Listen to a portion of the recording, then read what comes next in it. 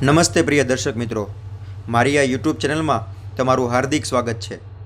શ્રીમદ્ ભગવદ્ ગીતાના 18 અધ્યાયની સફરમાં આપણે 3 અધ્યાયોનું શ્રવણ સમાપ્ત કર્યું છે અને આજના આપણા વિડીયોમાં આપણે શ્રીમદ્ ભગવદ્ ગીતાના 4થા અધ્યાય કે જેનું નામ છે જ્ઞાન કર્મ સંન્યાસ યોગ તેનું શ્રવણ કરીશું.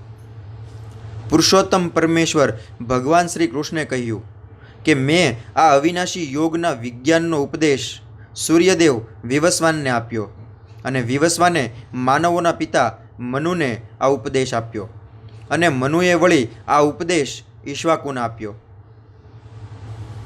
એ રીતે હે અર્જુન, આ પરમ વિજ્ઞાન ગુરુ શિષ્ય પરંપરા દ્વારા પ્રાપ્ત થયું અને રાજર્ષિઓએ એ જ રીતે તે જાણ્યું, પરંતુ કાળાંતરે આ પરંપરા તૂટી ગઈ અને તેથી આ વિજ્ઞાન યથાર્થ રૂપમાં લુપ્ત થયેલું જણાય છે. તે જ આ પ્રાચીન યોગ પરમેશ્વર સાથેના સંબંધનું વિજ્ઞાન આજે હું તને કહી રહ્યો છું, કારણ કે તું મારો ભક્ત તથા મિત્ર છે અને તેથી આ વિજ્ઞાનના દિવ્ય રહસ્યને સમજી શકે છે. અર્જુને કહ્યું કે આપનો જન્મ અર્વાચીન કાળમાં થયો છે અને સૂર્યદેવ વિવસ્વાનનો જન્મ તો પ્રાચીન કાળમાં થયો છે.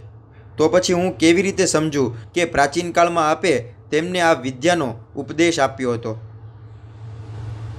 શ્રી ભગવાન બોલ્યા કે તારા અને મારા અનેકાનેક જન્મો થઈ ચૂક્યા છે. હું તે બધાને યાદ રાખી શકું છું, પરંતુ હે પરંતપ, તું તેને યાદ રાખી શકતો નથી. જો કે હું અજન્મા છું અને મારો દિવ્ય દેહ કદી નાશ પામતો નથી તથા હું સર્વ જીવોનો સ્વામી છું, છતાં હું દરેક યુગમાં મારા દિવ્ય મૂળ રૂપમાં પ્રગટ થાઉં છું. હે ભરતવંશી, જ્યાં અને જ્યારે ધર્મનું પતન થાય છે અને અધર્મનું ભારે વર્ચસ્વ જામે છે, તે વખતે હું સ્વયં અવતરું છું. ભક્તોનો ઉદ્ધાર કરવા અને દુષ્ટોનો વિનાશ કરવા તથા ધર્મના સિદ્ધાંતોની પુનઃસ્થાપના કરવા માટે હું સ્વયં દરેક યુગમાં પ્રગટ થાઉં છું. હે અર્જુન, જે મનુષ્ય મારા પ્રાગટ્ય તથા કર્મોની દિવ્ય પ્રકૃતિને જાણે છે, તે આ શરીરને ત્યજ્યા પછી આ ભૌતિક જગતમાં ફરીથી જન્મ લેતો નથી, પરંતુ મારા સનાતન ધામને પામે છે. આસક્તિ, ભય તથા ક્રોધથી મુક્ત થઈને મારામાં સંપૂર્ણ રીતે લીન થઈને અને મારું શરણ લઈને અનેક મનુષ્યો ભૂતકાળમાં મારા વિશેના જ્ઞાનથી પવિત્ર થયા છે અને એ રીતે તેઓ બધા મારા દિવ્ય પ્રેમને પામ્યા છે. જેઓ જેવી રીતે મને શરણાગત થાય છે તે પ્રમાણે જ હું તેમને ફળ આપું છું. હે પાર્થ, સર્વ મનુષ્યો મારા માર્ગનું જ સર્વથા અનુસરણ કરે છે. આ જગતમાં મનુષ્યો સકામ કર્મોમાં સિદ્ધિ ઈચ્છે છે અને તેથી તેઓ દેવોને પૂજે છે. નિસંદેહ આ જગતમાં મનુષ્યોને સકામ કર્મના ફળ જલ્દી પ્રાપ્ત થાય છે.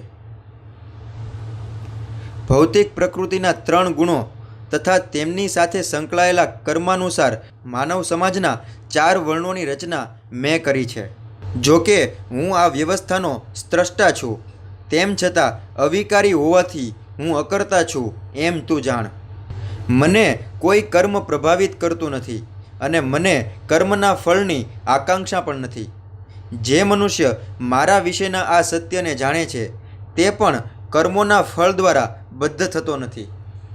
પ્રાચીન કાળમાં સર્વ મુક્તાત્માઓએ મારી દિવ્ય પ્રકૃતિને જાણીને જ કર્મો કર્યા હતા અને મુક્તિ મેળવી હતી. માટે તારે પણ તેમના પગલે ચાલીને પોતાના કર્તવ્યનું પાલન કરવું જોઈએ. કર્મ શું છે અને અકર્મ શું છે એનો નિર્ણય કરવામાં બુદ્ધિશાળી મનુષ્યોની મતિ પણ મૂંઝાઈ જાય છે. માટે હું તને કર્મ શું છે તે વિશે સમજૂતી આપીશ કે જે જાણીને તું સર્વ અશુભમાંથી મુક્ત થઈ જઈશ.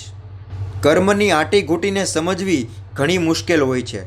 માટે મનુષ્યે કર્મ શું છે, વિકર્મ શું છે અને અકર્મ શું છે તે સારી રીતે જાણવું જોઈએ. જે મનુષ્ય કર્મમાં અકર્મ અને અકર્મમાં કર્મ જુએ છે તે સર્વ મનુષ્યોમાં બુદ્ધિમાન છે અને સર્વ પ્રકારના કર્મોમાં પરોવાયેલો હોવા છતાં દિવ્ય અવસ્થામાં રહેલો છે. જે મનુષ્યનો પ્રત્યેક પ્રયાસ ઇન્દ્રિય તૃપ્તિની કામનાથી રહિત હોય છે તે પૂર્ણ જ્ઞાની છે એમ સમજાય છે. તેને જ સંતજનો એવો કરતા કહે છે કે જેણે પૂર્ણ જ્ઞાનરૂપી અગ્નિથી કર્મફળ બાળીને ભસ્મ કર્યા છે. પોતાના કર્મના ફળોની સર્વ આસક્તિનો ત્યાગ કરીને સદા સંતુષ્ટ તથા સ્વતંત્ર રહી તે સર્વ પ્રકારના કાર્યોમાં પરોવાયેલો હોવા છતાં કોઈ સકામ કર્મ કરતો નથી. આવો જ્ઞાની મનુષ્ય મન તથા બુદ્ધિને સંપૂર્ણપણે સંયમિત કરીને કાર્ય કરે છે. પોતાની સંપત્તિના સ્વામિત્વનો સર્વથા ત્યાગ કરે છે અને જીવન નિર્વાહ અર્થે ખપ પૂરતું જ કાર્ય કરે છે. આ પ્રમાણે કર્મ કરતો તે પાપપૂર્ણ કર્મફળોથી પ્રભાવિત થતો નથી. જે મનુષ્ય અનાયાસે થતા લાભથી સંતુષ્ટ રહે છે, જે દ્વૈત ભાવથી રહિત છે તથા ઈર્ષા કરતો નથી અને સફળતા તેમજ નિષ્ફળતા બંનેમાં સ્થિર રહે છે, તે કર્મ કરતો હોવા છતાં પણ કદાપી બદ્ધ થતો નથી. જે મનુષ્ય ભૌતિક પ્રકૃતિના ગુણો પ્રત્યે અનાસક્ત છે અને જે દિવ્ય જ્ઞાનમાં પૂર્ણપણે સ્થિત થયેલો છે, તે સંપૂર્ણપણે દિવ્યતામાં લીન થાય છે.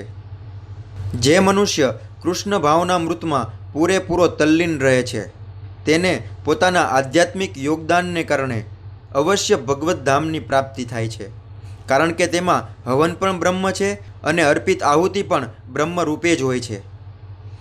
કેટલાક યોગીજનો વિવિધ પ્રકારના યજ્ઞો દ્વારા દેવોને સારી રીતે પૂજે છે અને કેટલાક પરમ બ્રહ્મરૂપી અગ્નિમાં યજ્ઞ અર્પણ કરે છે. આમાંના કેટલાક વિશુદ્ધ બ્રહ્મચારીઓ શ્રવણ આદિ પ્રક્રિયા તથા ઇન્દ્રિયોને મનોનિગ્રહરૂપી અગ્નિમાં હોમી દે છે અને બીજા વ્રતધારી ગૃહસ્થો ઇન્દ્રિય વિષયોને ઇન્દ્રિયોરૂપી અગ્નિમાં હોમી દે છે. મન તથા ઇન્દ્રિયોના નિગ્રહ દ્વારા આત્મ સાક્ષાત્કાર પ્રાપ્ત કરવામાં રુચિ ધરાવતા બીજા લોકો બધી ઇન્દ્રિયો તથા પ્રાણવાયુના કાર્યોને સંયમિત એવા મનરૂપી અગ્નિમાં આહુતિ તરીકે અર્પણ કરે છે. કઠોર વ્રતો ધારણ કરીને, કેટલાક પોતાની સંપત્તિનો ત્યાગ કરીને, કેટલાક કઠોર તપ દ્વારા, કેટલાક અષ્ટાંગ યોગની સાધના દ્વારા અથવા અધ્યાત્મ જ્ઞાનમાં પ્રગતિ કરવા વેદાધ્યયન દ્વારા પ્રબુદ્ધ થાય છે. વળી બીજાઓ જેઓ સમાધિમાં રહેવા માટે શ્વસન ક્રિયાના નિયમનની પદ્ધતિ અપનાવે છે, તેઓ ઉચ્છ્વાસની આહુતિ શ્વાસમાં અને શ્વાસની આહુતિ ઉચ્છ્વાસમાં આપે છે અને છેવટે સર્વ શ્વસન ક્રિયા અટકાવીને સમાધિમાં રહે છે.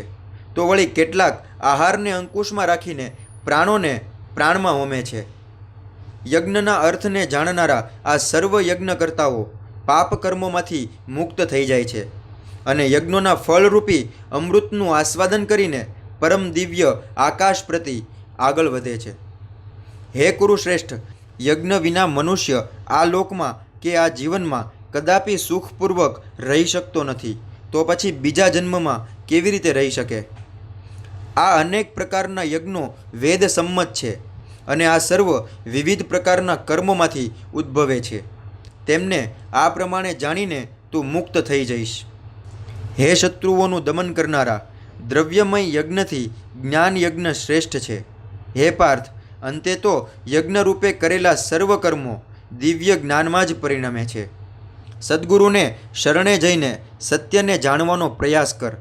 તેમને વિનમ્ર થઈને પ્રશ્ન પૂછ અને તેમની સેવા કર. તે પ્રબુદ્ધ મહાત્માઓ તને જ્ઞાનોપદેશ કરી શકશે, કારણ કે તેમણે સત્યનું દર્શન કર્યું છે. અને જ્યારે તે આ રીતે સત્યને જાણી લીધું હશે, ત્યારે તું આવા મોહમાં ફરી કદી પડીશ નહીં. કારણ કે તું જાણીશ કે બધા જીવો મારા જ અંશો છે અને તેઓ મારા જ છે. જો તને બધા પાપીઓમાં પણ સૌથી મોટો પાપી ગણવામાં આવે, તોય તું જ્યારે દિવ્ય જ્ઞાનરૂપી નૌકામાં સ્થિત થઈશ, ત્યારે દુઃખોના સાગરને પાર કરી શકીશ. જેવી રીતે ભડકે બળતો અગ્નિ લાકડાને બાળીને ભસ્મ કરી દે છે, તેવી રીતે હે અર્જુન, જ્ઞાનરૂપી અગ્નિ પણ ભૌતિક કર્મોના સર્વ ફળોને બાળીને ભસ્મ કરી દે છે. આ જગતમાં દિવ્ય જ્ઞાન જેવું કંઈ પણ ઉત્કૃષ્ટ અને પવિત્ર નથી. આવું જ્ઞાન સમગ્ર યોગ વિદ્યાનું પરિપક્વ ફળ છે અને જે મનુષ્ય ભક્તિ યોગમાં સિદ્ધ થઈ જાય છે, તે સમય જતાં પોતાની અંદર જ આ જ્ઞાનનું આસ્વાદન કરે છે. જે મનુષ્ય દિવ્ય જ્ઞાન પ્રતિ સમર્પિત થયેલો છે અને જેણે પોતાની ઇન્દ્રિયોને સંયમિત કરી લીધી છે તે શ્રદ્ધાળુ મનુષ્ય આવું જ્ઞાન મેળવવા પાત્ર છે અને તે પ્રાપ્ત કર્યા પછી તે તરત જ પરમ આધ્યાત્મિક શાંતિ પામે છે. પરંતુ જે અજ્ઞાની તથા શ્રદ્ધાવિહીન મનુષ્યો પ્રમાણભૂત શાસ્ત્રોમાં સંદેહ કરે છે તેઓ ભગવદ્ ભાવના પામતા નથી. તેમનું પતન થાય છે. સંશયગ્રસ્ત વ્યક્તિ માટે નથી આ લોકમાં સુખ કે નથી પરલોકમાં.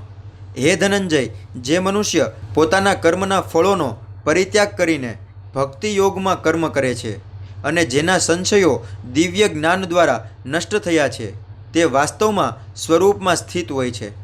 આમ તે કર્મ બંધન દ્વારા બંધાતો નથી. માટે અજ્ઞાનવશ તારા હૃદયમાં જે સંદેહ ઉત્પન્ન થયા છે તેમને જ્ઞાનરૂપી શસ્ત્ર વડે કાપીને હે ભરત, તું યોગારૂઢ થઈને ઉઠ અને યુદ્ધ કર. આ પ્રમાણે શ્રીમદ્ ભગવદ્ ગીતાનો જ્ઞાન કર્મ સંન્યાસ યોગ નામનો 4થો અધ્યાય અહીંયા પૂર્ણ થાય છે.